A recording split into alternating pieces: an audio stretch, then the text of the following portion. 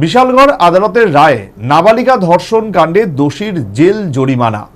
ধর্ষকের নাম রাজেশ দাস ওরফে গণেশ। আদালতের এই রায়ে সচেতন মহল সন্তোষ ব্যক্ত করেছে।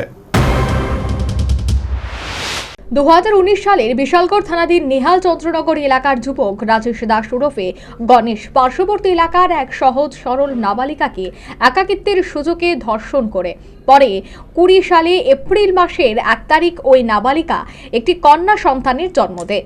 তারপরে পরিবারের লোকজন চাপ দিতেই সেই নাবালিকা রাজেশের কথা বলে। পরে মে মাসে 5 তারিখ বিশালগড় মহিলা থানায় অভিযুক্তের বিরুদ্ধে মামলা দায়ের করে নাবালিকার পরিবারের পক্ষ থেকে। ওসি শাওলি দাস মামলাটি নথিভুক্ত করেন। এই মামলা তদন্তকারী অফিসার এসআই ঝুমা দাস তদন্তে নেমে অভিযুক্তকে পক্সো অ্যাক্টে তাকে গ্রেফতার করে। শুক্রবার বিশালগড় আদালতে অভিযুক্তের সাজা ঘোষণা করে। পক্সো অ্যাক্টের 6 নম্বর ধারায় তাকে 10 বছরের জেল সঙ্গে 1 লাখ টাকার জরিমানা অনাদায়ে আরও 1 বছরের জেল ও 502 পার্ট 2 ধারায় 3 বছরের জেল, 5000 জরিমানা অনাদায়ে আরও 6 মাসের জেল ঘোষণা করেন বিচারক দেবাশিস কর। এই তথ্যই জানান সরকারি আইনজীবী রিপন সরকার।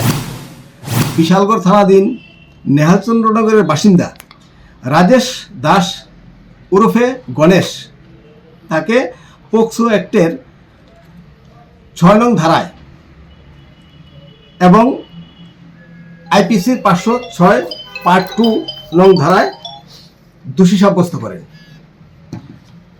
এবং আজকের এই দোষী সাব্যস্ত করে তাকে কনভিকশন দেওয়া হয়।